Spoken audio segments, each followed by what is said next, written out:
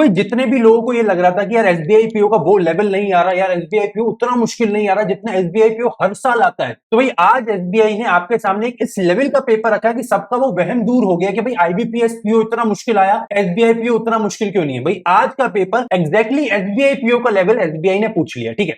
अब सारी शिफ्ट ही बहुत मुश्किल आई थी, और ऐसा नहीं है कि भाई कुछ भी इजी कुछ भी मुश्किल, भाई सब कुछ मॉडरेट टू डिफिकल्ट लेवल का एग्जामिनेशन चला है पूरा। भाई किसी शिफ्ट में रीजनिंग बहुत ज्यादा मुश्किल आ गया, किसी शिफ्ट में क्वांट बहुत ज्यादा मुश्किल आ गया, किसी शिफ्ट में इंग्लिश भी मुश्किल आ गया कि भाई बच्चों से तीनों सेक्शन नहीं बने। तो एक एक करके सारी चीजें देख लेते हैं। भाई आज डे वाइज एनालिसिस की भी बात करेंगे, भाई दोनों दिनों के सारे शिफ्ट्स को भी कंपेयर करेंगे। पर सबसे पहले देख लेते हैं भाई हमारा शिफ्ट वाइज एनालिसिस क्या कहता है। भाई डे 2 पे सारी शिफ्ट्स को कंपेयर करें तो कौन सी सबसे मुश्किल शिफ्ट आई थी, ठीक है। अब देखो शिफ्ट वाइज एनालिसिस करें तो भाई ये चीज बहुत ज्यादा साफ है, भाई शिफ्ट 3 बहुत ज्यादा मुश्किल आया था, और इसके अलावा शिफ्ट 4 का भी लेवल ऑलमोस्ट शिफ्ट 3 को ही टच करता हुआ आया था, ठीक है। अब शिफ्ट 1 से चालू करते हैं, शिफ्ट वाइज देखते हैं क्या क्या हुआ। देखो शिफ्ट 1 में जहां पे क्या हुआ, क्वांट आज बहुत मुश्किल है। भाई आज चारों ही शिफ्ट में क्वांट ऑलमोस्ट आईबीपीएस पीओ के लेवल को टच कर गया। मतलब जो आईबीपीएस पीओ में हो रहा था, भाई बच्चे जो डबल डिजिट में मुश्किल से टच कर पा रहे थे, कुछ बच्चे सिंगल डिजिट में क्वेश्चंस करके आ रहे थे। पर सिंगल डिजिट वाला उतना मुश्किल भी नहीं आया कि बच्चे सिंगल डिजिट में क्वेश्चंस करके आए, और डबल डिजिट में भाई कोई बच्चा 14 क्वेश्चन करके आया, कोई 12 करके आया, मुझे वो वाले बच्चे भी मिले। पर इसके अलावा 20 प्लस वाले भी बच्चे हैं। बट एवरेज जो बात करें भाई, बच्चों के number of attempt first day से बहुत ज्यादा ड्रॉप हो गए, और स्पेशली क्वांट में और ज्यादा मुश्किल चीजें हो गई, ठीक है। अब क्वांट में मुश्किल क्या है भाई, डीआई। अब डीआई में सबसे बड़ा प्रॉब्लम यहाँ पे ये आया कि एक तो डीआई बनाना बहुत ज्यादा मुश्किल है, जितने भी सेट्स थे भाई एक बार वो सेट बनाने कैलकुलेटिव बहुत ज्यादा थे, टाइम टेकिंग थे, प्लस इसके बाद जो नंबर ऑफ क्वेश्चंस थे ना वो बहुत ज्यादा ट्रिकी हो रहे थे। भाई हर क्वेश्चन में हमें इंडिविजुअली कैलकुलेशन करना पड़ रहा था, मतलब हर क्वेश्चन में अलग से टाइम देने की जरूरत हो रही थी, तो डीआई मुश्किल आया। इसके अलावा बात करें अरिथमेटिक, भाई अरिथमेटिक के सारे ही क्वेश्चंस ट्रिकी थे, मतलब ऐसा नहीं है कि मुश्किल थे बहुत ज्यादा, डुएबल क्वेश्चंस थे बट टाइम टेकिंग थे, मतलब लेंथी क्वेश्चन पूछे गए आज सारे के सारे क्वांट। इसके अलावा बात करें आपका नंबर सीरीज, भाई नंबर सीरीज में जो आपका मिसिंग नंबर सीरीज वाले क्वेश्चंस आए, भाई मुझे नहीं पता कि इतने कॉम्प्लिकेटेड नंबर सीरीज आखिरी बार मैंने कब देखे थे, बट भाई नंबर सीरीज के जो नंबर थे वो 5 डिजिट 6 डिजिट के नंबर्स पूछ रहा है SBI, and I don't know, because number series actually में बहुत अच्छा लेवल आया, और कोई बच्चा 2 नंबर सीरीज बना पाया, कोई 3 बना पाया, मतलब 2-3 नंबर सीरीज सारे ही बच्चे छोड़ के आए। इसके अलावा अप्रोक्सीमेशन के क्वेश्चन काफी इजी आए, क्वाड्रेटिक भी ठीक ठाक बनने लायक था, डुएबल था। मतलब ऑल इन ऑल बात करें तो क्वांट आज मुश्किल आया। मतलब जब हमने फर्स्ट डे का एनालिसिस करा था तब हमने देखा था कि क्वांट में बच्चा 17 से लेके 21 20-21 नंबर के बीच में एवरेज स्टूडेंट करके आ रहा था। अब ये वाला एवरेज आज थोड़ा कम होकर आप लगा लो 15 से 16 17 18 19 के आसपास पहुंच गया, मतलब एवरेज अटेम्प्ट क्वांट में आज थोड़े और ड्रॉप हो गए, ठीक है। ऑल इन ऑल बात करें भाई, क्वांट चारों ही शिफ्ट में बहुत मुश्किल आया, और ओवरऑल बराबर ही आया, मतलब first shift second third fourth सब में ओवरऑल क्वांट का लेवल सेम था। अब बात करें अगर रीजनिंग की, भाई रीजनिंग में क्या हुआ, फर्स्ट शिफ्ट में नंबर ऑफ पजल्स तो देखो सारे ही शिफ्ट में बहुत ज्यादा है, ठीक है, पजल्स बहुत ज्यादा आ रहे थे चारों ही शिफ्ट में।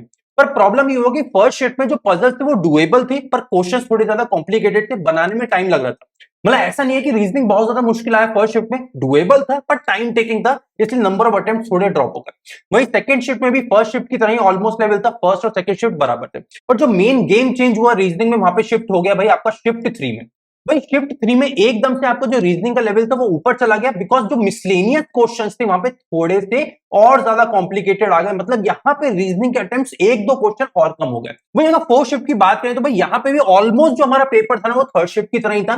मतलब जहां थर्ड शिफ्ट में लगा लो एवरेज स्टूडेंट ने अगर रीजनिंग में 19 अटेम्प्ट करे तो यहाँ पे 20 अटेम्प्ट करें, मतलब 19-20 का ही फर्क था, बाकी थर्ड और फोर्थ शिफ्ट ऑलमोस्ट बराबर थी। और फाइनली अगर इंग्लिश की बात करें तो भाई इंग्लिश ने सेकंड शिफ्ट के बाद पूरा गेम चेंज कर दिया। मतलब फर्स्ट शिफ्ट में आप लगा लो इंग्लिश आया इजी, सेकंड शिफ्ट में आया इजी टू मॉडरेट, और भाई थर्ड और फोर्थ शिफ्ट में एकदम से मॉडरेट लेवल का इंग्लिश पूछ लिया इन्होंने। मतलब वोकैबुलरी के क्वेश्चंस हाई हो गए, रीडिंग कॉम्प्रिहेंशन लेंथी हो गए, मुश्किल हो गया, डिफिकल्ट हो गया उनको पूरा रीड करना और याद रखना कि भाई हमने क्या क्या रीडिंग करा है, मतलब कीवर्ड्स उठाने थोड़े मुश्किल हो रहे थे थर्ड और फोर्थ शिफ्ट में। थर्ड और फोर्थ शिफ्ट में इंग्लिश के अटेम्प्ट सबसे कम, मतलब आज की अगर बात करें या अगर आठों शिफ्ट की बात करें, दोनों दिनों की बात करें, तो इंग्लिश ऑलमोस्ट पहले के शिफ्ट में आपका इजी टू मॉडरेट आया। वही जो आखिरी के 2 शिफ्ट आपका शिफ्ट 3 और शिफ्ट 4 और डे 2, यहाँ पे मॉडरेट लेवल का इंग्लिश पूछा गया, जहां पे रीडिंग कॉम्प्रिहेंशन पैरा जंबल सारी चीजें वोकैबुलरी बेस्ड हो गई और थोड़ी ज्यादा लेंदी और थोड़ी ज्यादा मुश्किल आ गई। मतलब ओवरऑल बात करें तो भाई सबसे मुश्किल शिफ्ट आया हमारा शिफ्ट 3, और ओवरऑल इसके बराबर ही हमारा शिफ्ट 4 भी आया। वही शिफ्ट 2 और शिफ्ट 1 भी बहुत मुश्किल आए, पर इनसे थोड़े ज्यादा मुश्किल आया हमारा शिफ्ट 3 और शिफ्ट 4। अगर अब शिफ्ट वाइज हम बात करें कि भाई आज के नंबर ऑफ अटेम्प्ट्स कितने बैठ रहे थे, भाई अगर शिफ्ट 1 की बात करें तो पहले दिन के मुकाबले आज नंबर ऑफ अटेम्प्ट्स ड्रॉप हुए हैं।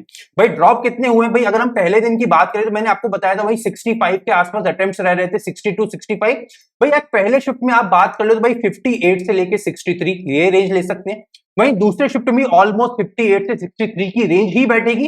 सेकंड शिफ्ट में क्या हुआ, थोड़ा सा इंग्लिश में बच्चों ने एक दो क्वेश्चन ज्यादा अटेम्प्ट करे, बट बाकी ओवरऑल 58 से 63 फर्स्ट और सेकंड शिफ्ट आप मान के चलो। की बात करें तो भाई थर्ड शिफ्ट में जो नंबर ऑफ अटेम्प्ट्स है वो काफी ज्यादा ड्रॉप हुए, आप लगा लो 53 से लेके 58 59 की रेंज में थर्ड शिफ्ट में बच्चे अटेम्प्ट करके आए एकदम से ड्रास्टिकली, क्योंकि यहाँ पे अटेम्प्ट कम हुए बिकॉज पेपर का लेवल ड्रास्टिकली इंक्रीज हो गया। भाई क्वांट तो हम मान के चल रहे थे मुश्किल आएगा, रीजनिंग भी मान रहे थे मॉडरेट आएगा, पर रीजनिंग थोड़ा ज्यादा कैलकुलेटिव लेंदी आ गया। वही सरप्राइज एलिमेंट क्या हुआ, इंग्लिश एकदम से काफी ज्यादा मुश्किल हो गया। तो मेन जो नंबर ऑफ अटेम्प्ट्स यहाँ पे ड्रॉप हुए हैं वो इंग्लिश की वजह से हुए हैं। मतलब जहां फर्स्ट और सेकंड शिफ्ट में आराम से स्टूडेंट्स 20 के आसपास क्वेश्चन करके आ रहे थे, भाई शिफ्ट 3 में जो नंबर ऑफ अटेम्प्ट्स है वो एकदम से कम होकर आप लगा लो 15 16 17 18 की रेंज में, एवरेज 17 के आसपास पहुंच गया। मतलब 3-4 क्वेश्चन का अकेले फर्क आपका यहाँ पे इंग्लिश की सेक्शन में बढ़ गया। और वही अगर शिफ्ट 4 की बात करें तो भाई शिफ्ट 4 में आपका 55 से लेके 60 ये गुड अटेम्प्ट्स। मतलब ऑल इन ऑल बात करें सबसे मुश्किल शिफ्ट था आपका शिफ्ट 3, फिर शिफ्ट 4, फिर शिफ्ट 2 और फिर शिफ्ट 4। प्लस डे 2 का हमारा ये एनालिसिस था। अब अगर हम डे वाइज एनालिसिस की बात करें कि भाई हमारा डे 1 और डे 2 को हम कैसे कंपेयर करेंगे, तो भाई ये बहुत सिंपल सा एनालिसिस हमारे सामने है। भाई डे 1 में सबसे मुश्किल आया था हमारा शिफ्ट 3, सबको पता है, फिर आया था शिफ्ट 4 और इसी के ऑलमोस्ट बराबर था हमारा शिफ्ट 2 का भी लेवल। और सबसे इजी अभी तक के जो आठों शिफ्ट में सबसे इजी आया है वो था हमारा शिफ्ट 1। मतलब शिफ्ट 1 एक्चुअली में बहुत इजी था बिकॉज यहाँ पे इंग्लिश बहुत ज्यादा मतलब वो था ना थोड़ा मक्खन लेवल का आ गया था, मैक्सिमम मेजोरिटी बच्चे ज्यादा क्वेश्चन कर पाए, रीजनिंग भी डुएबल आ गया और प्लस ज्यादा मुश्किल नहीं आया, भाई ज्यादा लेंदी पजल्स नहीं है तो वहां पे डुएबल हो गया। हाँ क्वांट यहाँ पे थोड़ा शिफ्ट हमने लेंदी था, बट ऑल इन ऑल सबसे ज्यादा अटेम्प्ट्स बच्चों ने डे 1 के शिफ्ट 1 में करे। वही अगर डे 2 की बात करें तो शिफ्ट 3 शिफ्ट 4 जैसे मैंने आपको बताया ऑलमोस्ट बराबर है, एक दो क्वेश्चन का फर्क पड़ रहा है गुड अटेम्प्ट्स में, बाकी इससे थोड़े कम थे शिफ्ट 2 और शिफ्ट 1। ठीक है, अब मेन जो यहाँ पे क्वेश्चन आएगा वो ये कि भाई नॉर्मलाइजेशन भैया होगा या नहीं होगा। तो भाई यहाँ पे मैंने साफ साफ आपको लिख के बता दिया है भाई normalization will play big role specially in 3 shift में। भाई डे 1 की शिफ्ट 3, डे 2 की शिफ्ट 3 एंड शिफ्ट 4, भाई इन 3 शिफ्ट में नॉर्मलाइजेशन का बहुत बड़ा इंपैक्ट आपको देखने को मिलेगा। जहां पे अगर आपकी एक्यूरेसी अच्छी है, आपके नंबर ऑफ अटेम्प्ट्स अच्छे हैं, तो यहां पे आपका स्कोर बूस्ट होना, आपका स्कोर बढ़ने के चांसेस बहुत ज्यादा है। वही यहाँ पे जो होता है एक मार पड़ेगी, एक मार किसको पड़ सकती है भाई डे 1 की शिफ्ट 1 और शिफ्ट 2, भाई इन दोनों को थोड़ी सी मार पड़ सकती है बिकॉज शिफ्ट 1 को तो स्पेशली भाई शिफ्ट 1 डे 1 यहाँ पे आपके अटेम्प्ट्स कितने भी हो आपका स्कोर थोड़ा ड्रॉप हो सकता है। मतलब ऑल इन ऑल अगर बाकी सारी शिफ्ट से बात करें तो भाई डे 1 की शिफ्ट 1 में आपके नंबर ऑफ अटेम्प्ट्स बाकी स्टूडेंट से 4 या 5 नंबर थोड़े ज्यादा आने चाहिए, तब जब थोड़ा आपका नॉर्मलाइजेशन में स्कोर ड्रॉप होगा तो आप एट पार कट ऑफ से ऊपर बैठ पाएंगे। तो यहाँ पे डे 1 शिफ्ट 1 के थोड़े नंबर कम हो सकते हैं, पर डे 2 की शिफ्ट 3 शिफ्ट 4 और डे 1 की शिफ्ट 3 भाई आप तीनों के नंबर बढ़ने के चांसेस बहुत ज्यादा है बिकॉज कंपैरेटिव एनालिसिस के हिसाब से ये साफ साफ दिख रहा है कि ये 3 शिफ्ट अभी तक काफी ज्यादा मुश्किल आ गई और एकदम से मुश्किल आ गई बाकी शिफ्ट के मुकाबले। तो ये हमारा ओवरऑल भाई डे टू डे एनालिसिस भी हो गया। अब फाइनली बात कर लेते हैं भैया कट ऑफ कितना रह सकता है भाई डे 1 और डे 2 खत्म होने के बाद कट ऑफ का हमारा प्रेडिक्शन क्या रहना चाहिए। भाई देखो जैसे डे 1 खत्म हुआ था तो मैंने आपको बताया था भाई जो कट ऑफ का रेंज रह सकता है, जो गुड अटेम्प्ट्स का रेंज है वो 60 से 65 के रेंज में।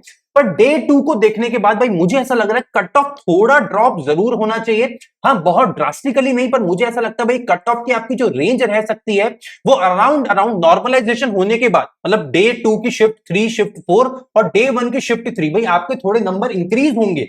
तो इंक्रीज होने के बाद भाई अगर आपके नंबर 58 59 से लेके 64 की रेंज में आ रहे हैं तो भाई मुझे ऐसा लगता है आप लोगों के पेपर निकलने के चांसेस बहुत ज्यादा है। मतलब आप लोग राइट अवे मेंस एग्जाम की तैयारी चालू कर सकते हैं अगर आप लोग डे 1 की शिफ्ट 3 या डे 2 की शिफ्ट 3 शिफ्ट 4 में है और अगर आपके अटेम्प्ट्स 59 से 64 की रेंज में है। भाई देखो अगर थोड़े से अटेम्प्ट्स और कम है, मैं आपको बोलूंगा अगर आपके अटेम्प्ट्स 57 प्लस हैं और इन 3 शिफ्टों में से किसी में आपका पेपर हुआ है तो आप लोग राइट अवे मेंस एग्जाम की तैयारी चालू कर दो। पर बाकी सारी शिफ्ट्स के लिए भाई आपके रेंज ऑफ अटेम्प्ट 60 से 65 के रेंज में कम से कम होने चाहिए बिकॉज कट ऑफ बहुत कम नहीं जाएगा। नॉर्मलाइजेशन होने के बाद अगर इन तीनों शिफ्ट के नंबर बढ़ेंगे भी तब भी कट ऑफ की रेंज मुझे अभी भी 60 टू 65 की रेंज में ही लग रही है। और मैं अगेन यहां पे बोल रहा हूं भाई आपके नंबर बढ़ने के बाद वाले नंबरों की यहां मैं बात कर रहा हूं, आपके एक्चुअल अभी वाले नंबर के नहीं। हो सकता है अभी आपके टोटल नंबर 57 बने, पर नॉर्मलाइजेशन के बाद आपका स्कोर 61 हो जाएगा। तो मैं वो नंबर आपके इंक्रीज होने के बाद बोल रहा हूं कि मुझे ऐसा लग रहा है कट ऑफ 60 से 65 की रेंज में रह सकता है जब आपके नंबर इंक्रीज होंगे। तो भाई मुझे नीचे कमेंट करके बताइए भाई शिफ्ट वाइज आप लोगों के सेक्शन वाइज कितने अटेम्प्ट्स है, भाई आप लोग किस शिफ्ट में कितने अटेम्प्ट्स करके आए और आपकी एक्यूरेसी का लेवल कितना है। और कोशिश करते हैं कि नीचे का जो हमारा कमेंट सेक्शन है उसको एक पोल सेक्शन की तरह क्रिएट करें, जिससे जितने ज्यादा कमेंट नीचे होंगे भाई आप लोगों की एक्यूरेसी के साथ आपके अटेम्प्ट्स होंगे, उतने ज्यादा स्टूडेंट्स को और ज्यादा क्लैरिटी मिलेगी और आपको भी और ज्यादा क्लैरिटी मिलेगी कि भाई इस बार का कट ऑफ कितना रह सकता है। तो भाई नीचे आके कमेंट करेंगे, भाई यहाँ के कमेंट सेक्शन में एक सटीक कट ऑफ प्रेडिक्शन या कट ऑफ एस्टिमेशन बनाने की कोशिश करते हैं।